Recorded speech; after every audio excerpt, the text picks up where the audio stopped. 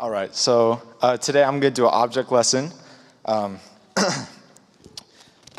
Today our whole theme is God's will. And today I'm going to be talking about, it's a brief little thing, but I'm going to talk about a verse, Revelation 3:20. The scripture says, "Behold, I stand at the door and knock.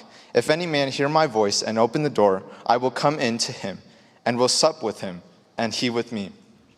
So I think most of us have seen the picture of Jesus knocking on the door. It was a painting made by William Hunt in around 1870 or so. But he's knocking at the door every single time. And in the painting, you see that there's no knob. And I think when I was younger, I was always like, why doesn't just Jesus push the door? Why doesn't he just go in? I mean, he can do that, right? Like, he's capable of just pushing the door in and coming into your life. But I think once I started to grow up and I started to know, I was like, he gives us a choice. He gives us free will to do whatever we want. And I think with God's will, he doesn't trespass into our will. We have our own will. We can do whatever we want on earth. But of course, there's always the will of God, which is always the best way to go. And he never interferes with your will. You have a will of your own. That's the way he made you, in his image. You can reject him. You can go to your grave. You can reject him, never talk to God. And, there's nothing he could have done about it. You're done. You're dead. And you didn't accept God. But he'll do everything in your life to warn you. He'll do everything to stop you from, going into the evil ways. He'll do everything that he can to make you go to the right path. But at the end, he's not going to force his way into your life. That's why you have to accept him. And finding God's will every day through prayer, devotion with him, and seeking his face daily. Then you'll be able to find what God's will for your life is. And today I have a little demonstration, hopefully.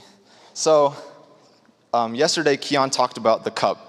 The cup is always us, and the wheel is our life and God's will for us. So when you're in the middle of God's will and you stay firm in it, you spin it, you just stay in the middle.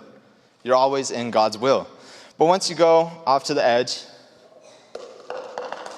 you fall down. You'll always fall down. Now, even, all of us will never be always in God's will. We'll never be in the middle of God's will. Even if you're just a little ways, we're all human, we all make mistakes. So even if you're a little ways, there we go. Even if you're just a little ways, you do fall off. And I think this, I watched this from a pastor one time when he did it. And I think this object lesson kind of shows us when you're in the middle of God's will, when you spend time with God, when you are in his word, when you are devoted to him, you're able to not just live in him, but the life around you keeps moving on. And you're just set center, just like when you're in the middle, you're set center with him. And I think the key lesson of this object lesson is to stay in the will of God. Find God's will and be able to stay in it. We all make mistakes. We'll all, go away from God's will once in a while. But I think growing up and in my short 16 years of life, I've figured out that, when you stay in God's will, you have a good, life. You're happy, you're doing this. And I just have a quick Bible verse. It's Proverbs 4:25, and it says, "Keep your eyes focused on what is right, and look straight ahead to what is good." And this object lesson, and as we talk about God's will, I think when you stay in God's will, in the center of it, you won't fall off. But when you stray away from God's will, your life will start going apart. So I think finding God's will and staying in God's will is a huge lesson that we'll learn today. And as others read their testimony, we'll learn about how they found God's will. So thank you.